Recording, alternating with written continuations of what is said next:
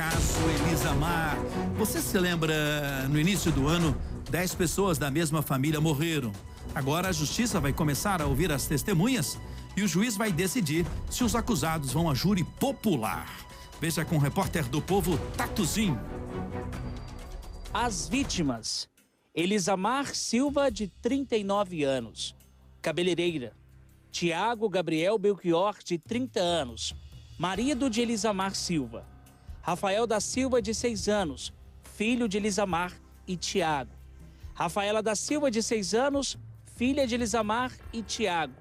Gabriel da Silva, de 7 anos, filho de Elisamar e Tiago. Marcos Antônio Lopes de Oliveira, de 54 anos, pai de Tiago e sogro de Elisamar. Renata Juliene Belchior, de 52 anos, mãe de Tiago e sogra de Elisamar. Gabriela Belchior, de 25 anos, irmã de Tiago e cunhada de Elisamar. Cláudia Regina Marques de Oliveira, de 54 anos, ex-mulher de Marcos Antônio. Ana Beatriz Marques de Oliveira, de 19 anos, filha de Cláudia e Marcos Antônio. Os autores: Gideon Batista de Menezes, 55 anos. Horácio Carlos Ferreira Barbosa, 49 anos. Fabrício Silva Canhedo, 34 anos. Carlomando Santos Nogueira, 26 anos. E Carlos Henrique Alves da Silva, também de 26 anos. Toda essa história começa no dia 28 de dezembro, quando Marcos Antônio e Renata Juliene e Gabriela Belchior foram rendidos por Carlomã e um adolescente na chácara em que moravam. O acesso ao local foi dado por Gideon, que era amigo da família e também vivia no local. Durante um assalto simulado pelos criminosos, um outro amigo de Marcos Antônio se fez de vítima diante da família, o Horácio. Nessa hora, com uma arma de fogo, Carlomã ameaça Marcos e Horácio, enquanto Renata e a Gabriela estavam dentro da casa. Mas, no entanto, Marcos acaba reagindo, vindo a ser ferido por um disparo de arma na nuca, feito pelo Carlomã. Ferido, Marcos foi enrolado num tapete e colocado dentro do carro de Gideon, que também já estava no local para ajudar toda aquela farsa. Já Gabriela e Renata foram amordaçadas, vendadas e amarradas. Todos foram de carro até esse cativeiro, na região do Vale do Sol, em Planaltina.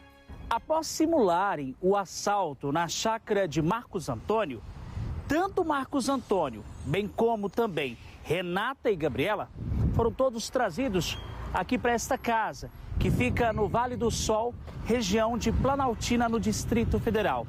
Dentro do local, conhecido como um cativeiro pelos criminosos, enquanto Renata e Gabriela ficavam dentro de um dos quartos, os criminosos esquartejaram e enterraram Marcos Antônio.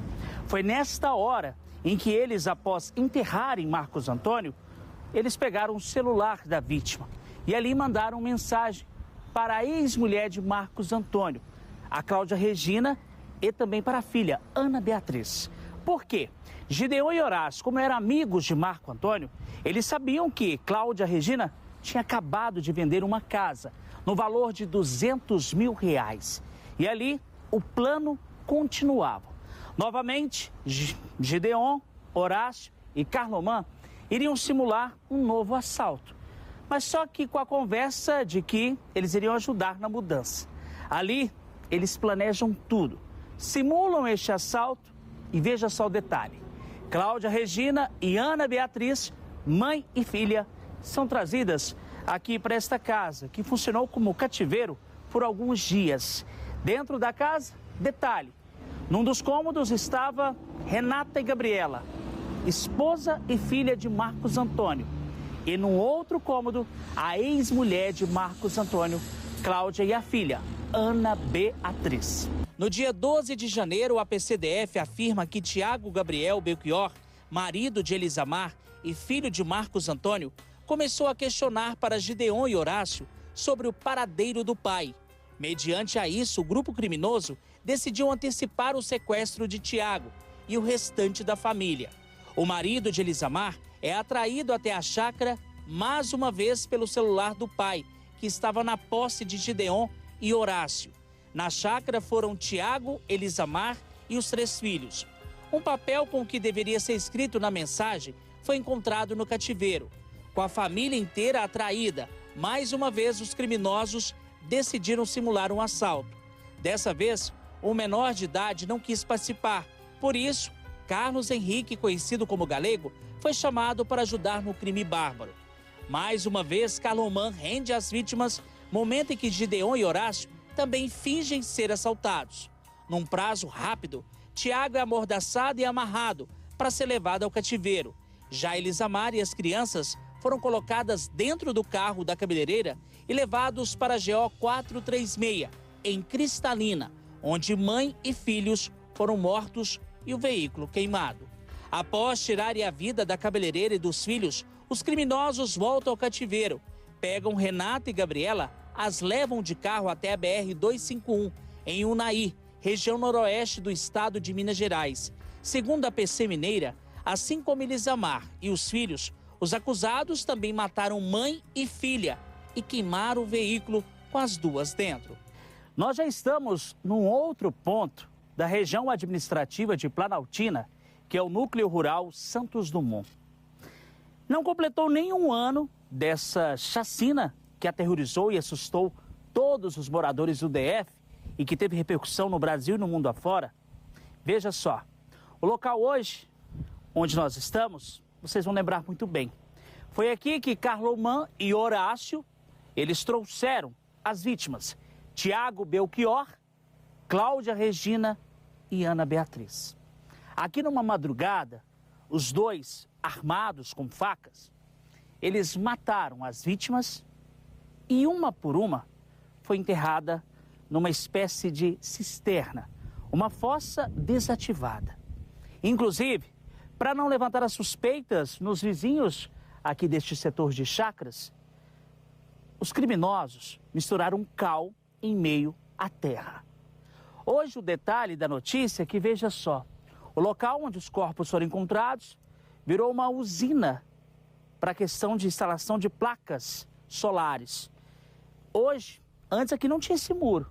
Apenas o que restou desde a época da chacina foi só, simplesmente, esse pé de piqui. Inclusive, na época, policiais civis vieram aqui acompanhados dos militares do Corpo de Bombeiros com cães farejadores, onde, graças à ajuda desses cães, foi possível localizar os 3 corpos enterrados. Sobre a chacina, a audiência de instrução já está marcada para o dia 21 de junho, às 13h30, no Fórum de Planaltina.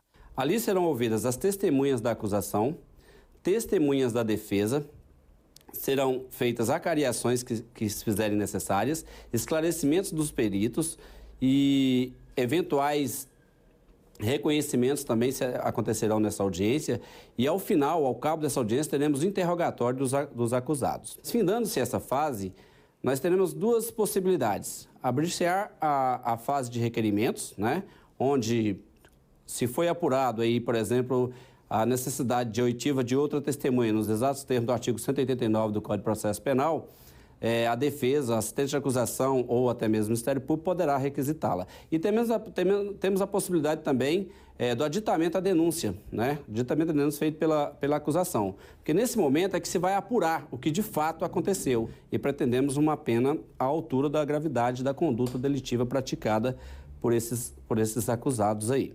A ganância é a principal motivação da chacina, mas o advogado acrescenta que podem existir outras motivações. Já foi noticiado, inclusive pelos envolvidos, que o Carlomán e o Horácio teria sido ameaçado pelo Marcos, que foi uma das vítimas, né? Teria sido ameaçado. O Marcos teria a intenção, o ônibus mecânico, de matá-los. Né? Teria a intenção. Então, essas motivações ainda não apareceram no processo, mas certamente será explorada pelo assistente de acusação, né, no momento da instrução de julgamento, quando do interrogatório, né, desses acusados, bem como das testemunhas, das N testemunhas que foram arroladas pela acusação. Nós vamos explorar também essa questão da motivação. Sobre a família da Elisamar, o advogado reforça que todos buscam somente justiça. Eles estão confiantes numa sanção aflitiva imposta pelo Estado de forma justa, de forma que possa, pelo menos, garantir, né, um pouco de tranquilidade para a família. Justiça, justiça, justiça, essa é a palavra de ordem. Um caso que ganhou realmente repercussão nacional e que agora caminha para o seu desfecho na justiça, e o Cidade vai acompanhar atentamente, passo a passo.